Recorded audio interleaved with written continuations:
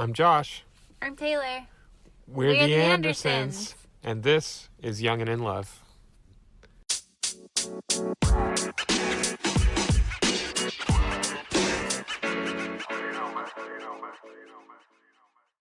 Hey guys, thanks for tuning in. Today is episode 6, and we're going to be talking about expectations and how they play a role in your relationship for the good and bad.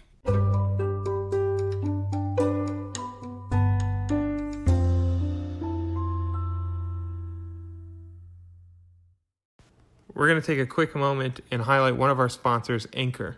So if you haven't heard about Anchor, it's the easiest way to make a podcast. Let us explain. It's free. All you need to do is download their app or visit their website, which is anchor.fm. Anchor will distribute your podcast for you, so it can be heard on Spotify, Apple Podcasts, and many more.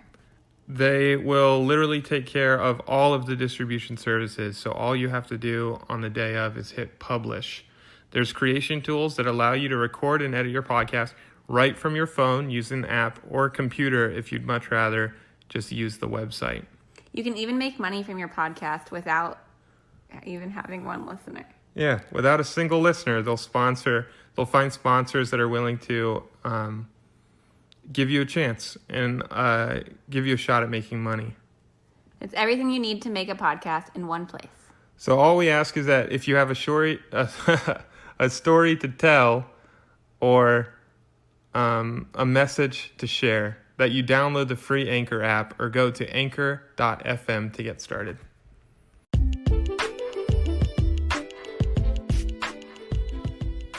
When I had an idea to start a podcast, I had no idea where to start. But I had listened to Candace and Casey's Couples Therapy, and they had mentioned an app called Anchor. And I was really intrigued to see how really simple it could be to make a podcast. Anchor is a one-stop shop for recording, hosting, and distributing your podcast. Best of all, it's free and ridiculously easy to use. And now Anchor can match you with great sponsors who want to advertise on your podcast. That means that you can get paid to podcast right away. In fact, that's what I'm doing right now by reading this ad. So, if you always wanted to start a podcast and make money doing it, go to anchor.fm/start. That's Anchor, as in ANCHOR.FM/START to join me in the diverse community of podcasters already using Anchor. I can't wait to hear your guys' podcasts.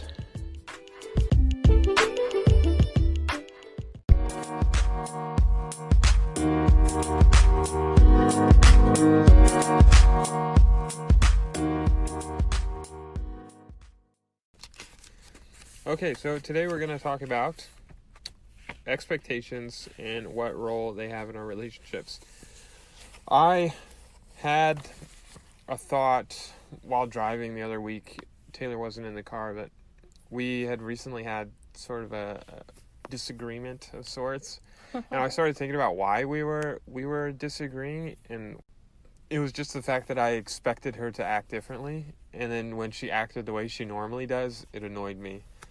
And then I started thinking a lot about expectations, and so I wrote it down on the piece of paper, and I said that it'd be really cool to just discuss it together and to see what our different thoughts are about it. And then my sister sent us a really great article that we're going to share today called The Silent Killer of Relationships.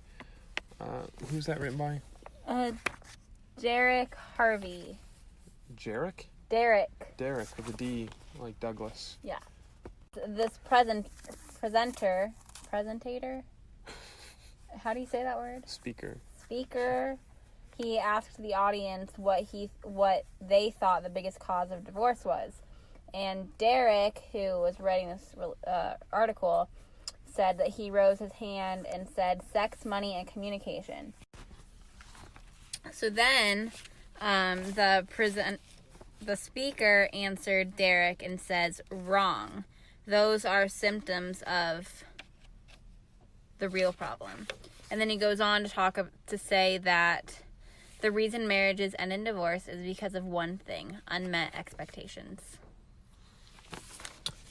So I took this thought of unmet expectations and sort of what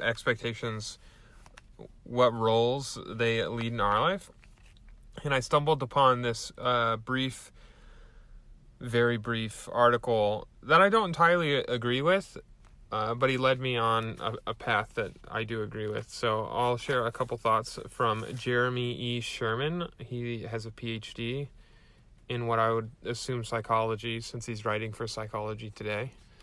And his article is called "The Secret to Happiness and Compassion, Low Expectations." And then the subtitle is "But Happiness and Compassion Aren't Everything." And he says, a new MRI study from the University College of London indicates that the secret to happiness is low expectations. Author and neuroscientist Rob Rutledge, who, after further research, I found out who's the actual neuroscientist who led the study from the University College of London, he says, happiness depends not on how well things are going, but whether things are going better or worse than expected. The part that I wanted to talk to you about is, he says, another virtue is improvement, for which high expectations are crucial, even if they're disappointed or they make us less compassionate, which, again, I don't agree with, and I'll tell you why. Sadder when we don't meet our high expectations, less compassionate when others don't meet our expectations. I think we can still have high expectations, but you already brought up, like, if we don't have those high expectations, then we don't have improvement. Right. And we don't have progress. So his summary is, have high expectations if you want to improve, have lower expectations if you want contentment. And then he says, if you want to get bigger and encourage others to get bigger, cultivate high expectations, even if it means being disappointed or sounding uncompassionate. Again, don't agree. And if you want to feel big enough already and satisfied with what others deliver, lower your expectations. It's all about managing the aspirational gap, or the gap between what is and what could be, what you have and what you expect. It's all about expectation management, which I do agree with. I think it's like a very fine line after reading everything about expectations and how my expectations of what you're going to do, whether it be do the dishes or like encourage me to go to the gym or like expectations like that, when they aren't met, I am disappointed. But I shouldn't be, because it was an expectation. It was a reality that I assumed was going to happen, but never did. I guess it's like what things you have expectations for and what things you don't. Like, sort of like a pick your battle type thing. Is that... I mean, 'cause, like, some things are bigger than others. So, like, I don't know, something like stupid, like doing the dishes, probably shouldn't have an expectation there, because, yeah, if I come home, or, like, if I'm just, like, taking a nap or something, like, not really, like, doing anything, but, like, also not, like, awake to do the dishes, and, like, you're also not really doing anything, and I go to sleep thinking, oh, I'm gonna wake up, and, like, the dishes are gonna be done, and then, like, I wake up, and you're still sitting there, sink still full of dishes, I'm just gonna get really angry, and be, like, annoyed, and go, like, angrily scrub the dishes, now that I'm groggy and awake, you know, but, like, if I would have just fallen asleep and say, like, okay, like, if he does them, he does them. If not, like, whatever. Like, I'll just do them. It's not a big deal. That's, like, an argument you avoid, like, right there, you know?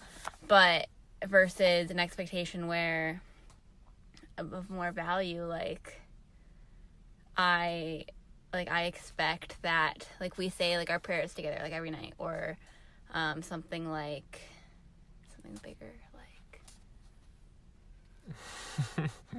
I go to work and make money. Right. Okay, yeah. So something of, like, more importance. Pay bills. Like, I don't know, those things should be expected because they help, like, you. They're beneficial to, like, to us and to, like, our growth and our, like, family and, and everything, those are helpful expectations. Does that make sense? Yeah. Right? I think. Yeah, I guess it's things. I had a different thought that it depends a whole lot on the person, because like for me, I expect that I will do the dishes. I just don't want to do them now, right?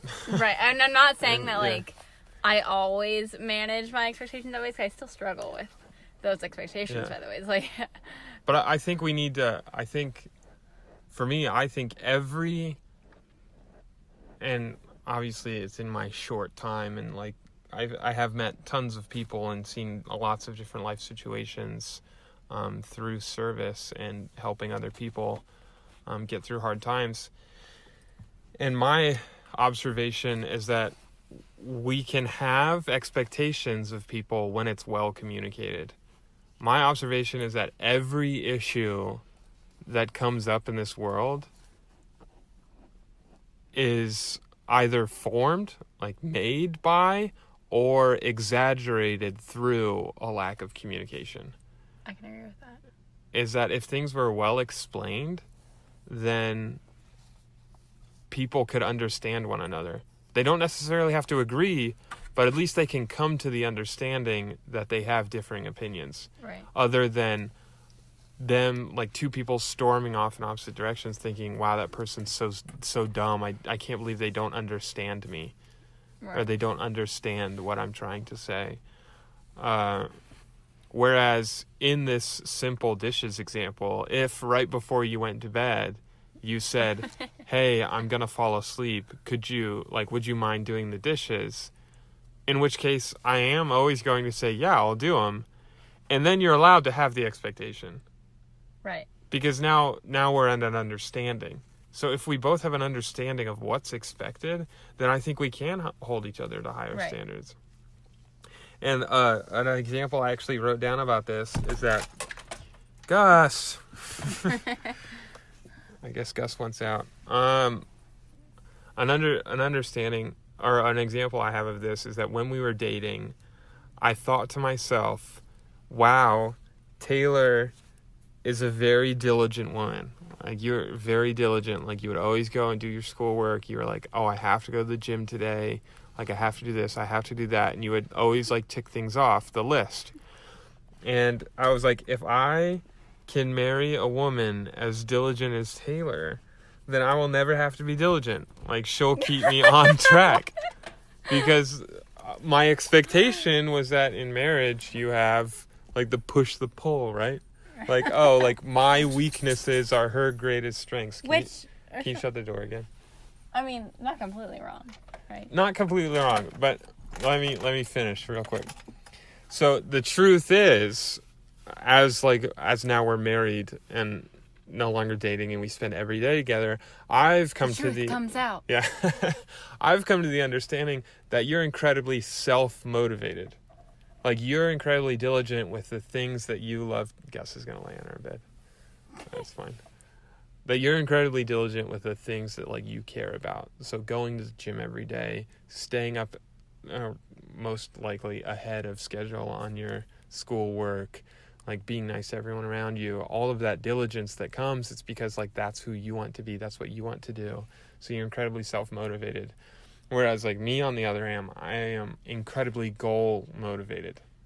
Like, if we go to the gym, and it's not like I'm trying to do this many reps and, like, pump this much of weight, and it's just, oh, these are a handful of exercises that are going to make our booties look great. Like, it doesn't motivate me. I'm like, okay, whatever. So, like, my conclusion is, like, I was sort of mad for a couple months because... Wait, after we were married? Yeah, because we got married and you were like, when we moved down to Florida, one of the main reasons we picked this apartment was because it has a full gym. And that we could go to the gym together. And I was like, yes, she's, like, going to keep me motivated. And, like, it's true. Like, my weaknesses are her greatest strength. And then you got an Orange Theory like gym membership. And I was like, what the heck? Now you're going to go to Orange Theory all alone because we can't afford to buy 2. And then, yeah, I got super mad. But it was all because of an expectation that I had that you were going to sort of like lead the way. Which I never knew. I never knew that you thought this, or... Right. Yeah, I would have. Guys, I'm just not hearing about this for the first time right now. But anyways, that was sort of my conclusion from this guy's article. I wrote down a sort of a well-articulated summary of my thoughts to this guy's article. Okay, cool. It still records when I look at my notes. And then I'll pass the mic to Tay. So I said we can still have high expectations for others and be moved to compassion through empathy when they don't meet our expectations. So that's where I disagree with that guy. I think we can completely be compassionate even when people don't meet our expectations. It doesn't, like, regardless, it's all about your mindset. I mean, you choose how you're going to react to a situation. I don't know if that's what you're going to say, but I mean, if you choose that you're going to be, like, any less compassionate, like, towards someone because, like, you're angry, like, that's what you choose, but you don't have to. I mean, you can be upset, but still choose to be compassionate towards someone. Like, you don't have, it doesn't always have to end in a lack of compassion. Right. And I think that's very truthful in that a lot of this, like, happiness things and expectations all comes down to our personal choice. Like, are we going to choose when we are upset to go out and, like, seek that understanding, to say, why didn't this person meet my expectations? And to actually confront them and say, look, I was expecting you to do this. Was that wrong of me? And to ask the person. And I think we're going to make leaps and bounds. If when we're upset because our expectation wasn't met, that we come to each other and we say, look, this is what I was expecting. What were you expecting to happen? Because that understanding, and this is, like, to finish my thought, how I wrote it was, it is our understanding of ourselves and others as fallible human beings that should cultivate empathy and compassion one for another. So our understanding of ourselves as fallible, or as, like, able to make mistakes and not perfect, when other people don't meet our expectations, it should just be that much easier to say, yeah, I don't even meet my own expectations. Right. Why should I expect you to meet my expectations? And that's one of the main things I got out of that, is that we don't have to be uncompassionate. We can still be compassionate one for another, right, because we know that I'm not perfect, and that therefore I shouldn't ever expect you to be perfect. Right. And we can do the same thing with strangers. If they do us wrong, or that we're, like, forced to go out and look and compete with others, or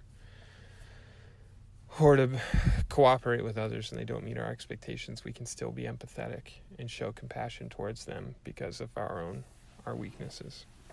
Well, all the articles that I had read also talk about, like, how great expectations lead to great disappointment and all this stuff. And, like, we already talked about how, like, you choose your battles and they don't always have to be bad. But, like, some expectations, like, have worse results than, like, other expectations. So I don't really know how much more we can do that. What's the phrase? Like, beat a dead horse or something? Yeah. Yeah, but because I've got other things here, but you've got... Oh, I mean, I do, yeah. Thoughts, so, and your point of view is always slightly different from mine. So even if we've already talked about it, someone might... I just thought we could talk about, like, the difference in expectations we had while we were dating versus, like, expectations we had before we were married about, like, what marriage was going to be like, and expectations we have, like, now that we are married. See, I wanted to talk about, like, dating, so I feel like it'd be relatable to a lot of people. Right. But I feel like that was such a long time ago. A place we could start would be like you probably at some point in like your adolescence, or maybe as you were getting closer to like the time where you thought you were going to get married, wrote down a list of everything you wanted in your dream. You're a Prince Charming. Right. So what did you expect from your Prince Charming? My Prince Charming. I think I did pretty darn good, actually. So that's good for you. Yeah. And for me, because I benefit, right? Yeah, winner. I remember writing down I wanted him to be tall, dark, and handsome. And I married a 6'4", 6'3" and a half. 6'3". Okay. I always round up to 6'3", so don't push me to 6'4". A 6'3", blonde hair, blue-eyed, very tan man after living in Brazil for 2 years who speaks Portuguese, which is... Yeah, and I wanted to marry someone who is religious and who is going to be able to, like, lead our family in, like, faith and, like, be really Christ-centered, and someone that's going to love me unconditionally and be able to, like, help me with my goals and be able to lift me up.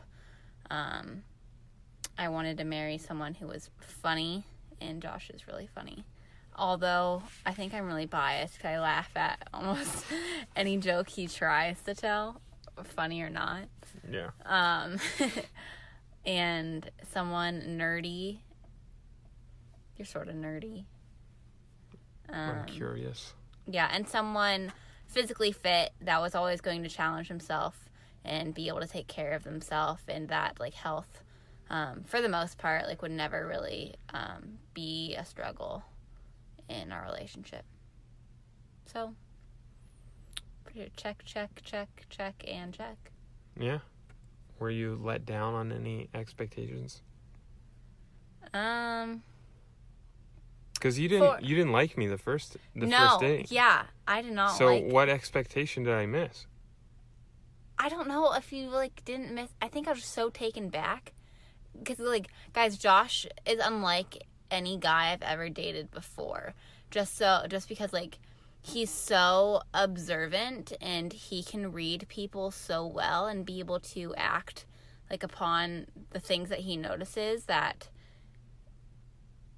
I don't know, he, like, figured me out so fast, and I, like, wasn't expecting it at all, and it was sort of, like, I don't know, scared or freaked out, but I didn't want, like, any part of it. I was like, nope, But he grew on me really fast.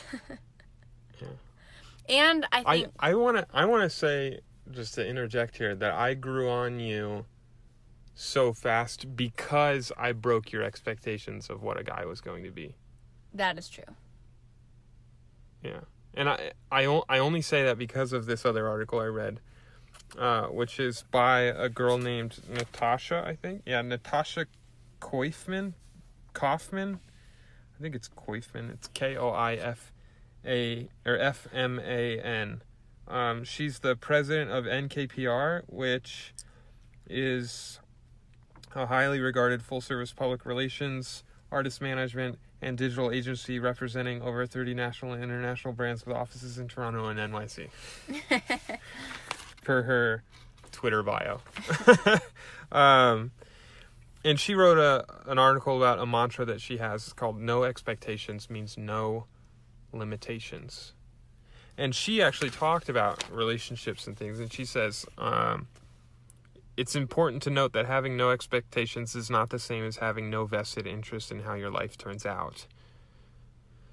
She said, making a list of what you're looking for in love can be helpful. Your list can change over the years, but you'll be surprised how effective they can be. Like they say, you can't find what you're looking for until you know what you're looking for. Some people call these a soulmate wish list, and there are many articles that tell you how successful they are. It's not about narrowing yourself down by being limited to a list. It's about taking a certain level of control in your life.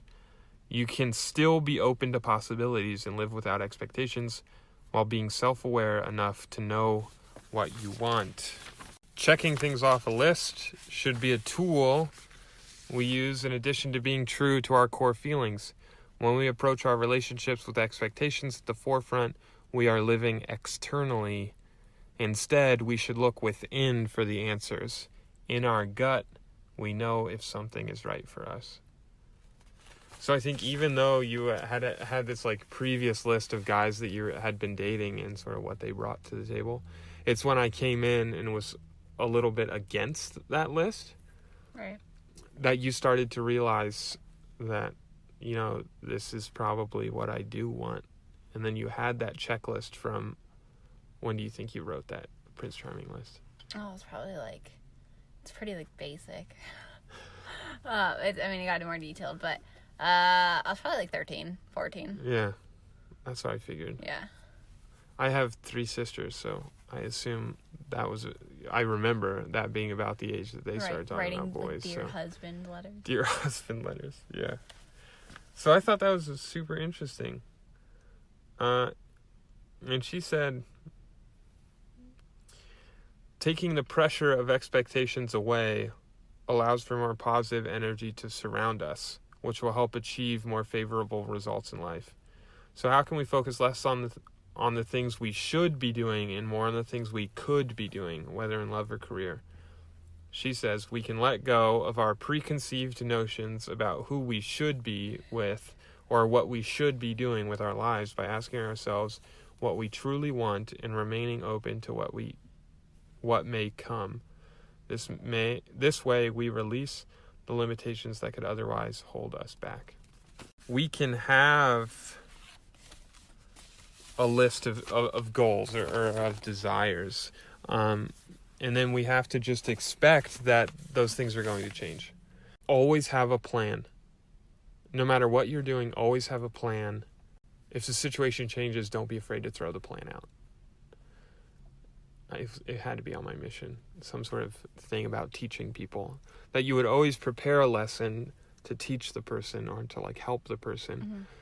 But if you got there and the lesson didn't apply, don't be afraid to just throw it out and go with your gut. And I think that's how we can build a relationship without regrets or without grudges. Right. Is that we have these expectations and what we see in each other and like who we think, like who you think I can become and who I think you can become. And we can like expect that from you, but we need to communicate it. And then when we stumble and when we fall, we already know that we're here for each other and that's what we want. It's not what we expect, but we want each other to get better. Right. And we know that we may stumble through that. We're going to talk a little bit about the expectations we had about marriage before we got married and how our relationship sort of suffered from that, but like how now our relationship has improved and gotten better because it's gotten way better, guys. I'm gonna put suffered in air quotes. Like maybe that's just because we see things differently, but we really haven't had a lot of misunderstandings. We've not gotten in a lot of arguments. No? I just remember crying all the time after when we first got married for like the first, Cincinnati?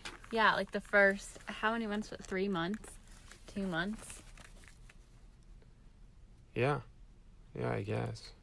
I mean, that's like our version of fighting is that like Josh gets upset about something or like I'll get upset about something, but instead of like fighting, like he'll like say something that's like going wrong or like I don't really yell, I just start crying. Yeah, well, I think so. I'm under the belief, and it's worked out positively so far, is that if there's something going wrong, you need to call it out. Right. There's no reason to sweep it under the rug or to say everything's going fine when it's not, because it's not going to get any better. Is that like when I realize that something's wrong or that we're in a disagreement, it's not going to get any better, or it's only going to get worse unless we make it better. Right. So I always just call it out. And oftentimes, yes, that does end up with Taylor crying, but it's not because I do it in like a rude way or like a demeaning way where I blame her or anything. She just wants everything to be good. And when it's not good, you get disappointed. And you show that through crying.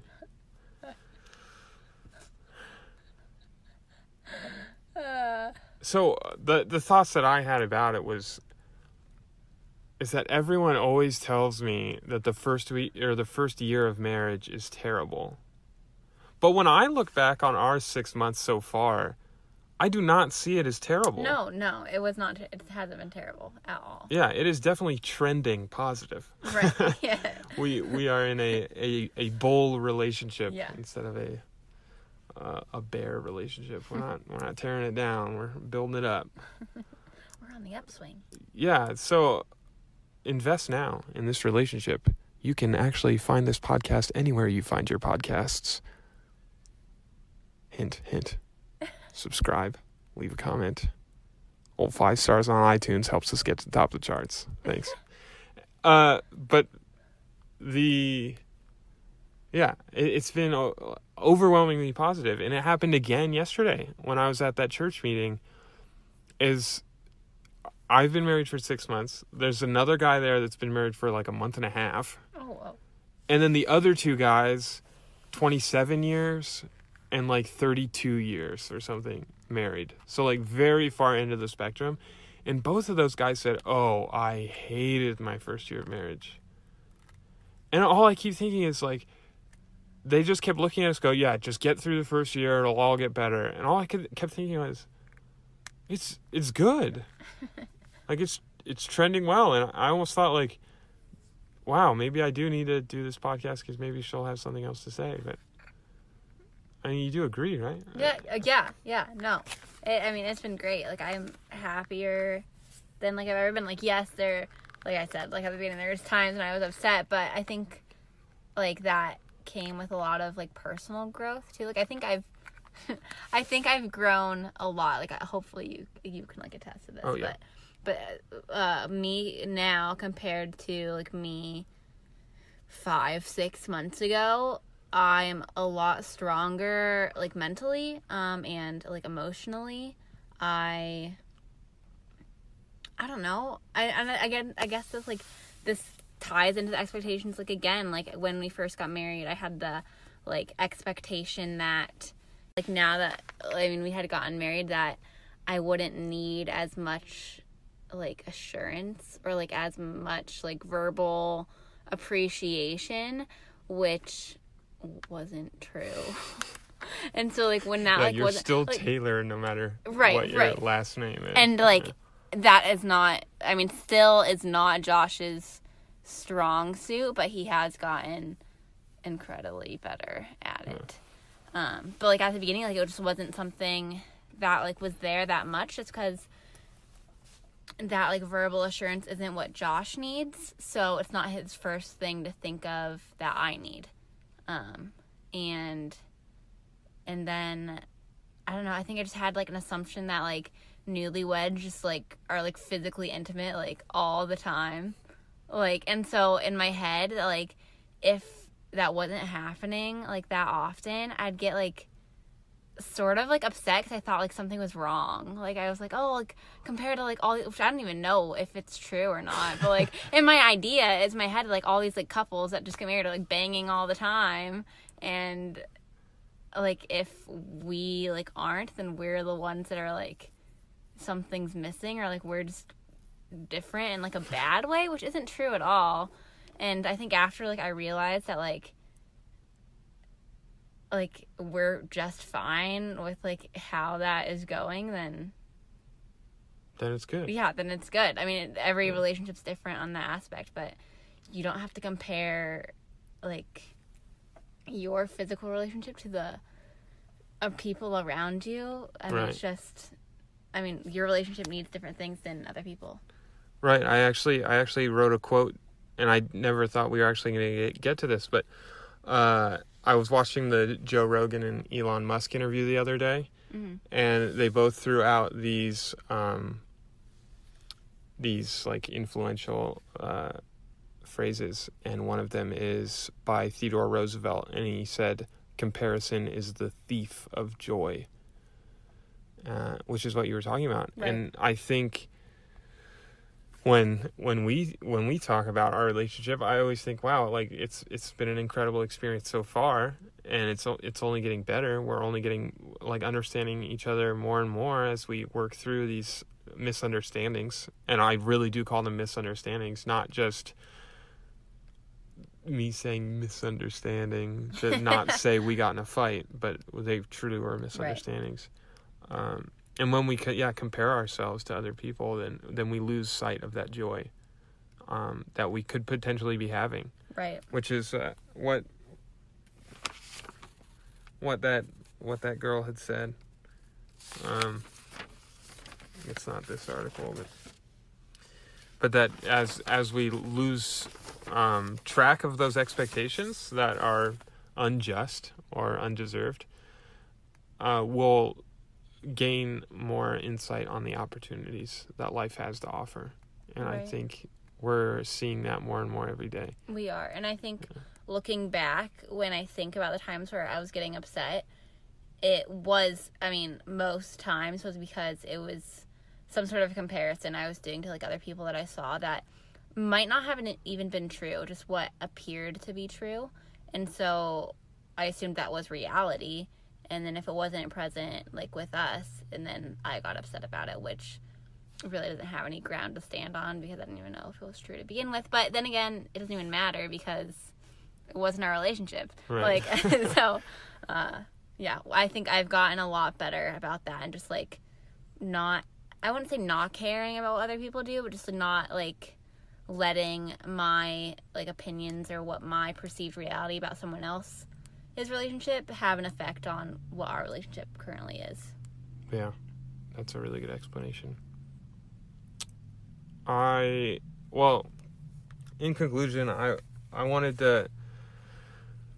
to reach out to the people who may be going through these same things, sort of misunderstanding and unmet expectations, and sort of how we got through it. And one main way that helps me get through it and finding these little moments to be joyful and to be happy with where we are in our relationship came from a moment, came from a really, like, a favorite actor of mine. His name's Terry Crews. So he's on Brooklyn Nine-Nine, but most people will recognize him as the Old Spice guy whose pecs dance, just because that's what people are interested in. So I'm going to play you a little recording from him when he was on an interview with Jimmy Fallon. You're so much energy and so positive. How do you stay so positive? And you know what? The key to energy, I get that asked a lot. I get that asked to me a lot, but the key to energy is gratitude. It's truly, truly gratitude. It's real. The more thankful you are, the more energy you get. I've been where I was ungrateful, and you literally feel the energy being sapped from you. You know what I mean? But once you find one thing to be grateful for, all of a sudden you get the energy to do things. I'm from Flint, Michigan. I am a statistic that didn't go by the statistics because a lot of my friends are in jail. A lot of my friends have died. A lot of my friends are no longer here. And here I am in front of the whole world all the time doing what I love, which is amazing. You just feel the energy. I feel happy. I feel joy. And that's for you too. Anybody in the world can find that. Yes! Oh my gosh. Terry Crews will hype you up every time. I don't care who you are. That guy is a big bundle of joy. Anyways, you were agreeing during that clip. So what are your thoughts on gratitude? Oh, when I don't want to say first started dating, but maybe you actually shared that with me. You were like, oh, like this reminds me of you, because you always would say to me like that you really like admired how like grateful I was for like things in my life. And I've talked about it before on the podcast that I look for the positives just in life in general, and for every person I come into contact with. It might be someone who a lot of people don't like, but I will find something that's good about them, and I will be able to relate with them like on that and be able to like form a relationship off of that positive thing. And it really is true about the energy that comes with it, because I feel like if you aren't showing gratitude in your life, like, I don't know, your life's just going to be a lot more dull. Like, what's the point of living, like, a dull life versus picking out, it doesn't even have to be a lot of things, picking out one thing, like, every day that you're grateful for, and then it's going to affect your entire day going forward, and you're going to be 10 times happier because you've already thought about, like, one thing that you have that makes you, like, happier, that makes your life so much better and more, like, fulfilled. So a lot of times where friends that come to me and, like, will, like, say that they're, like, a little down or having issues. My best friend Lauren, who will hear this one day, she's in Utah right now. Before she left, she had asked me, like, things that I do to, like, stay positive. And I told her that, like, every night before I go to bed, like, I either make a mental note or, like, a physical note, like, in my phone or in my journal about, like, 12 things I'm thankful for that happened either, like, that day or, like, in my life in general or, like, my family, whatever. And then you always end your night on, like, a positive note, and then you wake up and you're still thinking of that, and you go about your day, and then it gets to the end of the night and you keep going, and then you keep rolling with it, and you're just I don't want to, but you're a lot happier. You might not be a bundle of joy, but you are a lot happier. For those of you who are in relationships who are facing similar unmet expectations, we just encourage you to look for those small moments and opportunities to be happy, and then to choose to be happy, to look for those things that you're grateful for and remember them always, so that you can find ways to not only share this happiness with your significant other, but also to be happy enough that when you finally meet your significant other, if you haven't met them yet, that you'll be able to recognize that opportunity that life is giving you and not let your expectations ruin a potential opportunity, to take life by the horns and just to roll with it. Learn to appreciate everything that life gives you, because that way you can learn to understand each other. And you can learn to understand yourself and what your purpose is and what you truly want. And all in all, whether it be in your relationship or just in life, that's going to make you a more happy person and a more positive person. And I think that's what we all strive for in this life. Mm-hmm.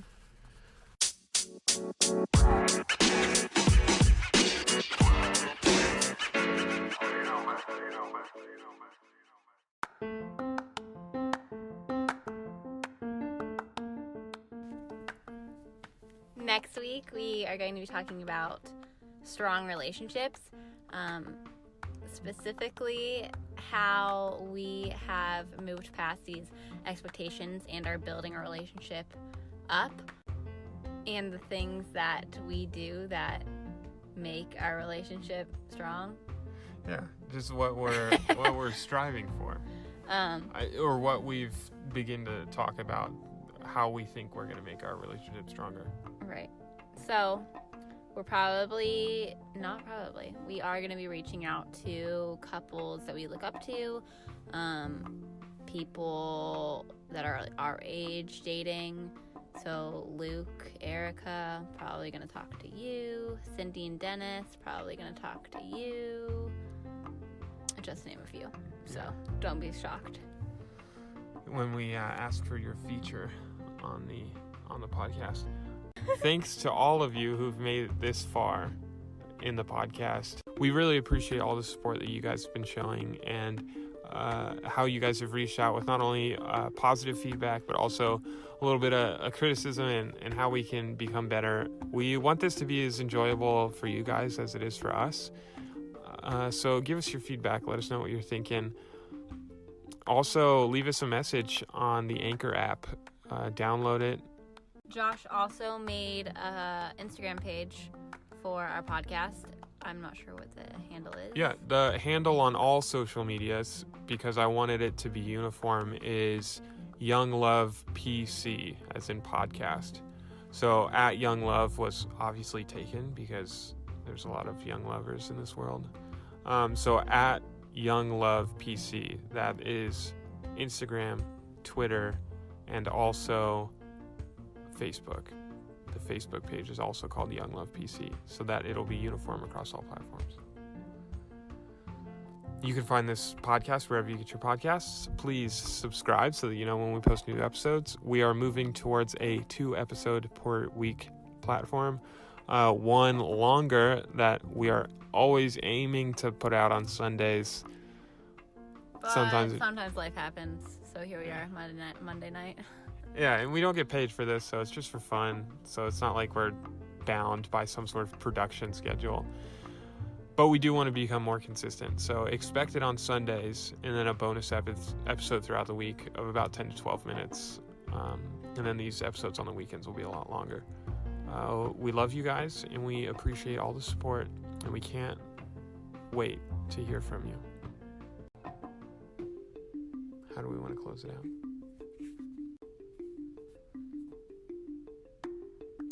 Bye. I don't know. We already introduced ourselves. Right.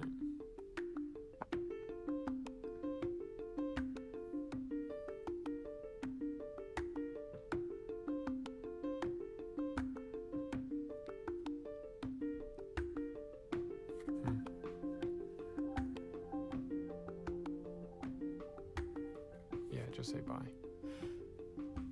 Bye.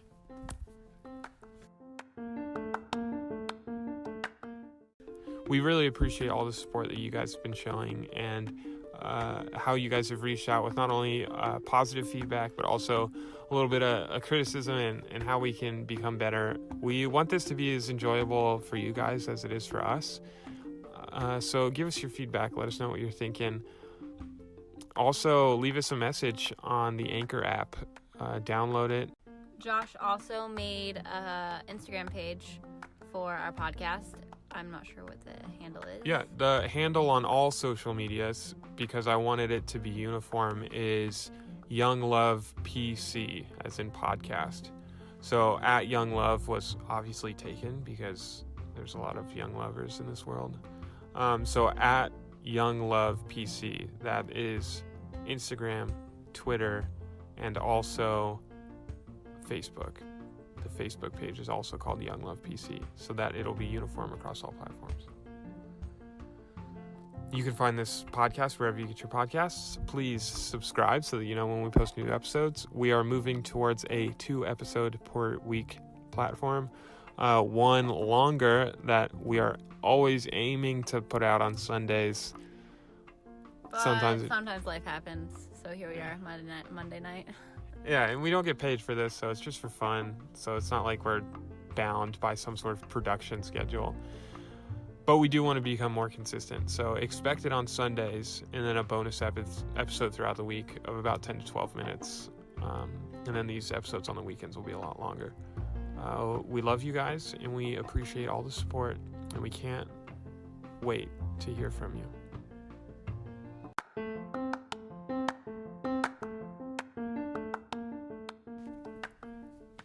Next week, we are going to be talking about strong relationships, specifically how we have moved past these expectations and are building a relationship up.